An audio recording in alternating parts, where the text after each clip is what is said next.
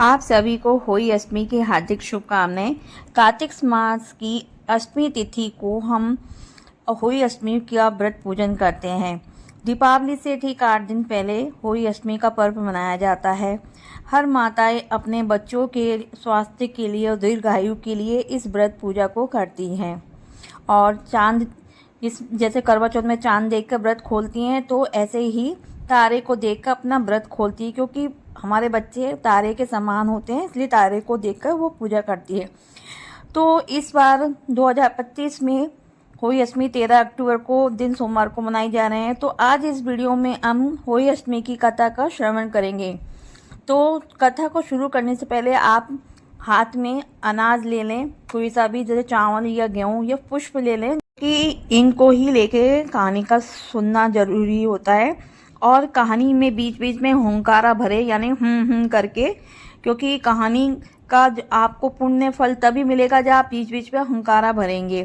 तो कहानी में हुंकारा जरूर भरिएगा और कहानी को अंत तक सुनिएगा, क्योंकि कहानी को अधूरी छोड़ना आपके लिए फलदायी नहीं होगा, इसलिए कहानी का श्रवण अंत तक करिए। तो चलिए कहानी शुरू करते हैं। बहुत समय की बात है, एक गांव में एक साहूकार रहता था। साहूकार के 7 बेटे और एक बेटी थी। सातों बेटों की शादी हो गई थी। दीपावली के आसपास का समय चल रहा था। घर में दीपावली की सवाई चल रही थी। तो एक दिन सातों बहुओं ने अपने नंद के साथ खदान से मिट्टी लाने के लिए चली गईं। पहले के टाइम में मिट्टी लाई जाती थी और उसी से ही घर की लिपाई पुताई हुआ करती थी। अब जब वो मिट्टी लेने गई तो उस दिन होली अष्टमी का दिन था। सारी बहुएं खेतों में, कोई कचरी लेने चली गई, कोई फूल तोड़ने चली गई, सब इधर उधर हो गई। अब साहूकार की बेटी ने मिट्टी खोदना शुरू किया। जैसे जैसे मिट्टी खोदती गई, वैसे ही साहू माता के बच्चे उस मिट्टी में कटते चले गए। ऐसे करके उसके साथ तो बच्चे कट गए। साहू माता हाहाकार करती हुई आई और साहू माता ने कहा, तुमने मेरे बच्चों को मारा है, मैं तुम्हारी कोख लूंगी। साहूकार की बेटी जोर जोर से रोने लगी। उसके रोने की आवाज़ सुनकर साहूकार की सारी बहुएं वहाँ इकट्ठी हो गई।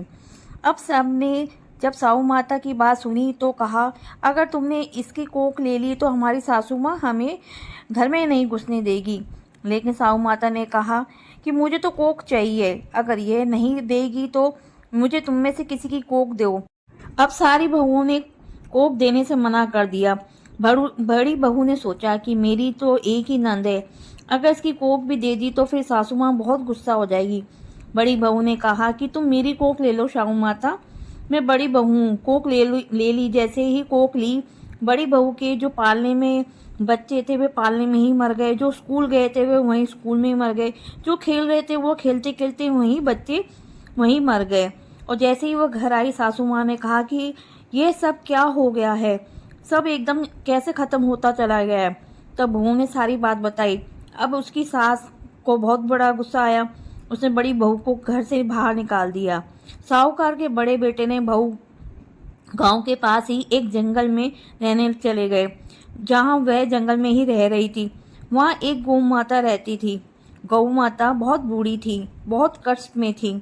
साहूकार के बेटे की बहू ने सोचा कि मुझे वैसे भी यहाँ कोई काम नहीं है, मैं गौ माता की ही सेवा कर लूँ। ऐसे कह करके मेरा टाइम भी निकल जाएगा। और वह गौ माता की सेवा में लग गई। इस तरह से पूरा 1 साल तक साहूकार की बहू ने गौ माता की सेवा की। अब गौ माता की हालत पहले से भी अधिक सुधर गई। ये देखकर गौ माता बड़ी खुश हुई। गौ माता ने कहा, तूने मेरी साल भर से खूब लगन से मेरी सेवा की है, जो तेरे मन में जो है वो मुझसे मांग, मैं बड़ी खुश हूँ। जो तुम्हारे जो भी इच्छा होगी मैं वो अवश्य पूर्ण करूँगी। तब साहूकार के बेटे की बहू बोली, हे गौ माता, साहू माता तुम्हारी सहेली है, साहू माता ने मेरी कोख ले ली है, तुम मेरी कोख दिलवा दो। अब गौ माता ने कहा, बहन तुमने तो बहुत बड़ा वादा ले लिया, तू तो उसके बच्चों को तूने मार दिया है, अब मैं कैसे इस तेरी कोख वापस खुलवाऊं। तो वो बोली, आपने तो वचन दिया है तो आपको मेरी ये वचन पूरा करना ही पड़ेगा। तो गौ माता साहू माता के यहाँ यानी होई माता के घर पे आ गई। गौ माता को देखते ही होई माता बहुत खुश हो गई। बोली, सहेली आज तो बहुत दिनों के बाद यहाँ आई है, कैसा आना हुआ बता। तो गौ माता बोली, आज मैं तुमसे कुछ मांगने आई हूँ, तुमने पहले वचन भरो कि जो भी मैं मांगूंगी तुम मुझे वो दे दोगी। तब हुई माता बोली कि इसमें कोई पूछने की बात है, तू तो मेरी सहेली है, जो मांगेगी मैं। तब गौ माता बोली कि बहन, तुमने इस बहू की कोख ली है, अगर तुम मेरी सहेली हो तो तुम इसकी कोख वापिस कर दो। इस बहू ने मेरी बहुत सेवा की है, तुम्हें इसकी कोख वापिस करनी पड़ेगी। अब वही बोली कि बहन, तूने तो मुझे ठग लिया है, इसकी नंद ने मेरे सारे बच्चों को काट दिया था, इसलिए मैंने उसकी कोख ली थी, तूने तो मुझे ठग लिया है। गौ माता बोली बहन, चाहे कुछ भी हो समझ लो, लेकिन इसकी कोख वापिस दे दो। हुई माता ने अपनी चिट्टी उंगली से छींटे लगाए और साहूकार के बेटे की बहू की कोख वापिस दे दी। जो बच्चे पालने में सो रहे थे वो वापिस रोने लगे, जो खेल रहे थे वो किलकारियां मार के हंसते हुए दौड़ते हुए खेलने लगे।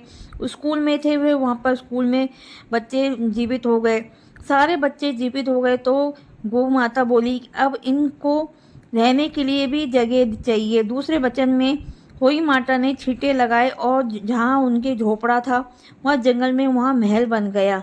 अब गौ माता बोली बहन, इनको खाने पीने के लिए भी धन की जरूरत भी पड़ेगी, तो तीसरे वचन में तुम इसके घर की अनधन भर दो।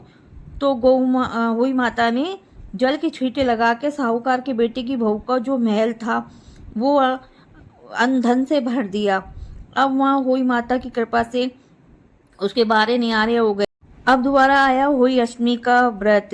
साहूकार की 6 बहुओं ने तो व्रत किया, अब उसने पकवान बनाया, सब कुछ करा। अब मेरी 7वीं बहू जो जंगल में रह रही है बेचारी रो रही होगी, जाके मैं उसको कुछ खाने पीने को दिया हूँ। तो साहूकार की पत्नी वहाँ उनको पकवान देने चली गई, अपने नौकरानी के साथ भिजवा दिया, ये पकवान जाके ना वो जो मेरी जंगल में 7वीं बहू है उसको जाके दिया। तो नौकरानी जंगल में पकवान लेकर झोपड़े के पास गई तो वहाँ कोई झोपड़ा नजर नहीं आया। झोपड़ा कहाँ गया, उसकी जगह तो महल बना हुआ था। साहूकार की जो बहू थी वो कड़वा बांट रही थी, वे भागी भागी वापस आई और बोली माँ जी, आपकी बहू ने तो हुई अष्टमी का व्रत भी कर लिया है, वहाँ तो महल बन गया है, आपकी बहू तो कंडवा बांट रही है। तो साहूकार की पत्नी बोली नौकरानी से, क्यों हंसी उड़ा रही है? बोली नहीं माँ जी, मैं सच्ची बोल रही हूँ, वहाँ तो महल माली हो गए और आपकी बहू तो बहुत सजी धजी है और बच्चे भी घर आंगन में खेल रहे हैं, वह कड़वाले बांट रही है। साहूकार की पत्नी भागी भागी बहू के पास गई और आके देखा तो बड़ी खुश हुई। बहू से पूछा कि बहू ये कैसे हो गया?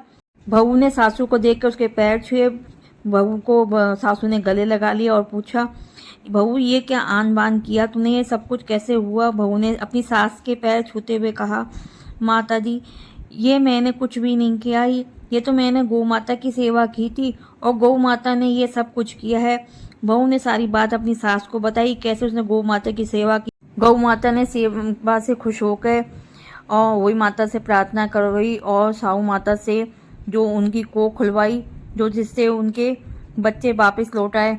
अब वो सासू बहू ने दोनों खुश हुई और कंडवारे बांटने लगी। तभी साहूकार की बहू ने नगर में हिंडोरा बिराया कि जो कोई भी साहू माता हुई अष्टमी की पाठ पूजा करेगा तो उसके बच्चों का कोई बाल बाका नहीं होगा, उन बच्चों की उम्र लंबी होएगी।